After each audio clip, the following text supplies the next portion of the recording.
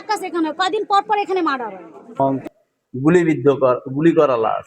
যত ধরনের নেশা জাতীয় সবকিছু এখানে বিক্রিও পর্যন্ত করে। জানে এখানে অনেক আকাশ হয়, কিন্তু কেউ কিছু বলতে পারে না, কেউ ঢুকারও সাহস পায় না। কে কি বলবে? আমরা এই মার্কেট চাই না, আমাদের আমাদের কোনো পাবলিক এই মার্কেটটা চায় না। আমরা চাই না যে মার্কেট এখানে থাকুক, কারণ এখানে যত আকাশ এখানে কয়দিন পর পর এখানে মার্ডার হয়, যত ধরনের ব্যবসা, যত ধরনের আকাশ কুকাশ সব এখানে হয়।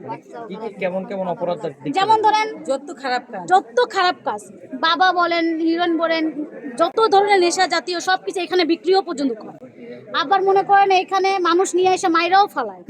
এটা কোথার থেকে আনে আয়না এখানে মারে, ঠিক আছে, বদনাম তো এলাকার মানুষ হয়, বলে এলাকার আতঙ্কের মধ্যে আমরাই থাকি, আমাদের মতো সাধারণ মানুষই থাকে। আমরা এই মার্কেট পাবলিকে কেউ চাই না।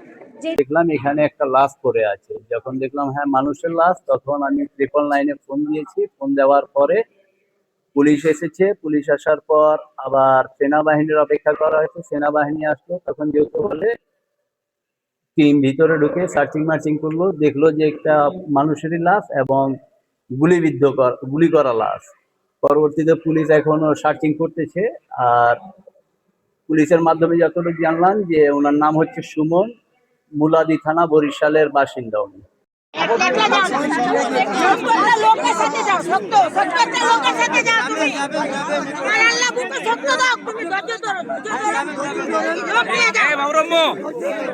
আপনারা একটু পরে